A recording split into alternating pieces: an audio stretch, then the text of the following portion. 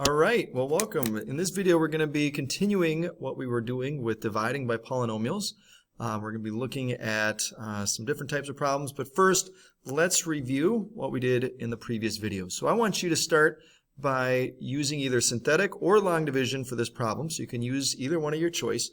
So go ahead and work this one out. So pause the video and hit play when you're ready to check to see if you remember how to do this correctly. All right, let's see how you did. So for this one, I personally prefer synthetic division when I can use it. And so your 0, remember, is -3, because if you set r plus 3 equal to 0 and solved it, you get -3. Our coefficients are 1, 2, -7, and -12. There are none that are missing, so you don't have to put zeros in there at all. Then remember, you bring down the first number there, the 1, and then you -3 times 1 is -3. You just continue that same process. You end up getting a remainder of 0. And then remember that in that remainder box, the number closest to that is going to stay a number. No variables go there.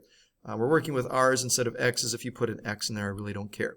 But we would have an r then in that middle term, and then the r squared would be our first term. So we'd have 1r squared, or r squared minus r minus 4 would be your quotient. Okay. So today we're going to be building towards a particular theorem that's going to help us in some different situations. So first off, we're going to make a connection with the remainder. When we take a function and divide by a value like x minus a, we're going to make a connection between the remainder and the answer there. So let's look at this example. So here we have p of x, we'll say, is x cubed plus 10x squared plus 29x plus 24. And our x, instead of x minus a, what we're going to divide by, our divisor is going to be x plus 5. So remember, our 0 is -5. Okay, so we'd have -5 on the outside there, and then we would have the book, the way they show you is a little bit different the way that I do. It's the same process. But we would have our coefficients would be 1, 10, 29, and 24. I'm going to put a box down here because I think that's really important to have that. So anyhow, so we would go through that same process, and you'd end up getting your answer would be x squared plus 5x plus 4, and we'd have a remainder of 4. Okay, so when we divided by -5, or x plus 5 rather, we ended up with 4 as our remainder. So a way that we could write what we just did in factored form would be like this. So remember we were dividing by x plus 5, and we got our answer of x squared plus 5x plus 4, plus a remainder of 4. So if we took that x squared plus 5x plus 4 times what we're dividing by x plus 4, and then added our remainder to that, that would give us the original function. Now, let's use that to evaluate what p of -5 would be. Oops. So if I were to put -5 in there for x, and I might be wondering, why are we using -5? Well, remember our 0 was -5. So if we took the 0 of x plus 5, what we're dividing by, and so if we took the 0 of x plus 5, being -5, and plug that into the function, let's look to see what happens. When you do that, we'd end up getting -5 squared, or 25, minus, because 5 times -5 then would be -25, and then we'd have plus 4, and then -5 plus 5 would be 0, and then we'd have plus 4 at the end. Well, it really doesn't matter what 25 minus 25 plus 4 would be, because we're going to multiply that answer by 0, and that would just be 0, and so we'd have 0 plus 4, or 4. So when we put our 0, x plus 5, when we set that equal, when we take the 0 of our factor, -5, and plug that into the original equation, that gave us what our remainder was. So our remainder was 4. So if we were to divide x plus 5 into that other function, if we were just wanting to know if it divided evenly, and if not, what the remainder would be, we could just take whatever that 0 is, plug it into the function, and get your answer. And so we would get an answer of 4. So in general, let's try to decipher what this is saying. In general, dividing a function, let's just say p of x, by x minus a results in a quotient and a remainder r. Now sometimes that remainder could just be 0. So there's always, technically there's always a remainder. It's just that sometimes the remainder could be 0. So what that gibberish is saying there is, if we take the quotient, the answer that you get when you divide, times the original divisor, x minus a, plus r. If If you multiply those together, that would give you the original function, p of x. That's what this line, let me highlight it so you can understand what I'm talking about. That's what that line is saying. So q of x is your quotient. A quotient, remember, is your answer that you get after we divide. So if we take that answer times a divisor, which would, in this case, we're just calling x minus a, and then add your remainder at the end. If you multiply those together, that would give you your original function. Now, if a is your, so if we were to set x minus a, if we were to set that piece equal to 0 and solve it, we would get a. And if I plug a in there for x, we'd end up getting a minus a is 0, so it doesn't matter what q of x is, because 0 times q of x would just be 0. So we'd end up with r. So this is just proving a theorem that we're just going to identify here in just a second. So for a polynomial p of x, the value of p of a is equal to the remainder of the division of p of x divided by x minus a. So in other words, we can use, so let's use this to see what we're trying to talk about. So it says use synthetic division to show that the remainder of x cubed plus 8x squared plus 12x plus 5 divided by x plus 2 is equal to f of negative 2. Okay, so we're just going to prove, we're going to illustrate this point that they're trying to show with symbols. I understand. Sometimes looking at symbols is confusing. So let's look at this example together so you can make that connection between the two. So we're going to start by using synthetic division to divide that f of x by x plus 2. So remember, our 0 for this would be negative 2. Let me grab a pen. So the 0 for this would be negative 2. Like I said, the way that I do it is slightly different than the way the book does it, as far as just appearance is concerned. So now we're going to have this coefficient would be 1, and then we would have 8, and then we would have 12, and then we would have 5, and I like to put a basket down here to catch our remainder. So we're going to bring down our 1. Multiply negative 2 times 1, we get negative 2. When we add 8 plus negative 2, I get 6. Negative 2 times 6 is negative 12. 12 plus negative 12 would be 0. Negative 2 times 0 is 0. Add those together, I get 5. So I get a remainder of 5. If we were to put this into, what our answer would be for our quotient, 0, remember that's not going to have an x, so we would have x here and x squared here. So our answer would be x squared plus 6x, you could say plus 0, or we could say plus 5 over our divisor, which was x plus 2. That's what the answer would be. But we want to make a connection here. So again, we got an answer for our remainder of 5. Now watch what happens if we go back. Remember this 0 that we found of negative 2. Watch what happens if we put negative 2 into that original function. So I would have, so I'm going up to my original function here.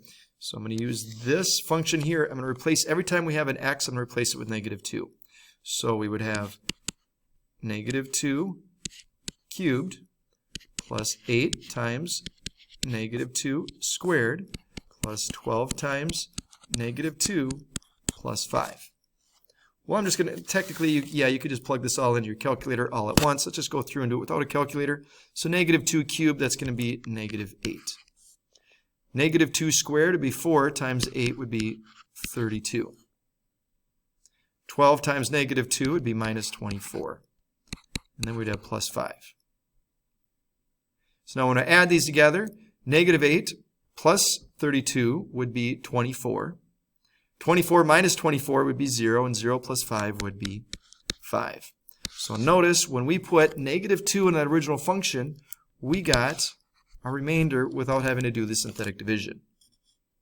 Okay, so this is what we call our remainder theorem. So the remainder theorem tells us that if we want to find out what the remainder is, we could put whatever the 0 is for x minus a. So in general terms, if the divisor is x minus a, the 0 of that would just be a. If we set that equal to 0 and solved it. So if we put a, whatever that is, in the original function, whatever your answer is your remainder. That's what we call the remainder theorem. Now what's also true is that if we know that if we put a into our function, we get 0 as our answer, So that means that x minus a would be a factor. So if we knew that if I put 3 into a function, I got 0 as my answer, that means that x minus 3 would be a factor of that polynomial. All right, so let's look at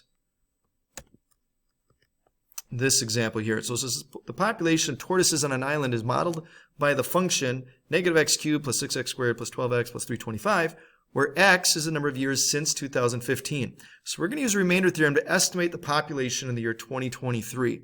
Now, the year 2023 is 8 years later. So we're going to use 8 as our 0. Okay. So then we're going to look, so we're using synthetic division here. And so we're going to have negative 1 as our first coefficient, then 6, then 12, then 325. And when you do that, you get a remainder of 293. So guess what that means? So that means that in the year 2023, whatever is the remainder is what the population is going to be then. So we can say that the population of tortoises in 2023 would be 293 by using synthetic division. So let's go back. So another way to do that, so we could have done it 2 ways. We could have done it using synthetic division, or we could have done it by plugging in 8 in for x.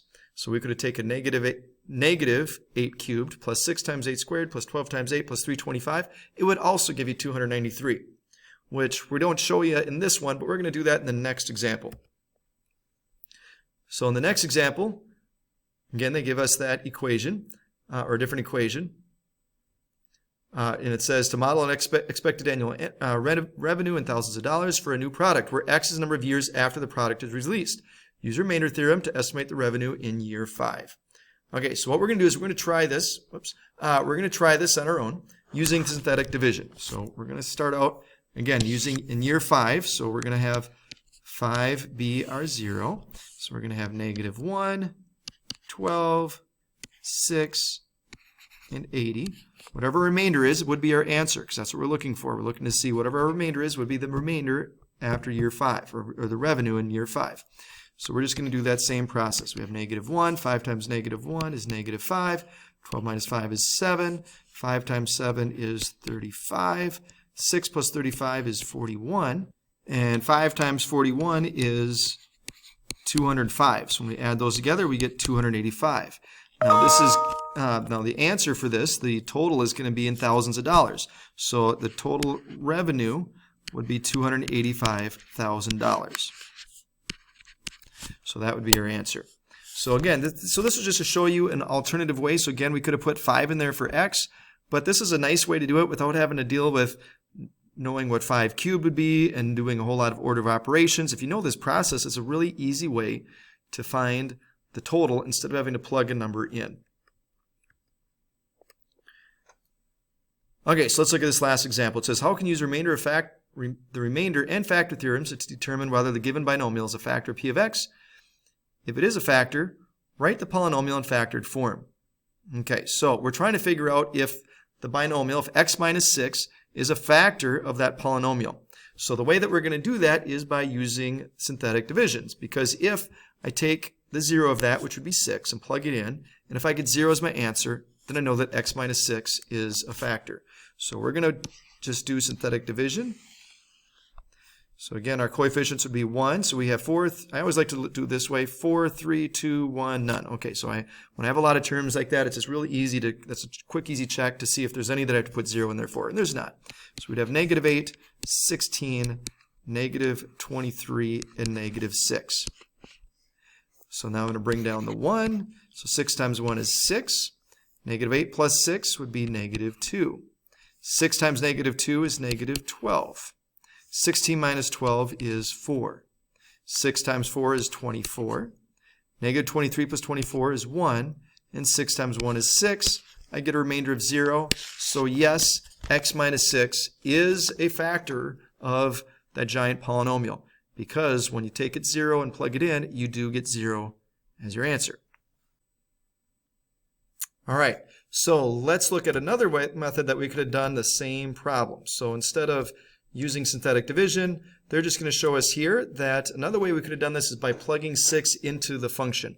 And so if you do that, you'd get all these big numbers that you'd have to add together, but you end up getting the same solution, that there is no zero, or there is no remainder.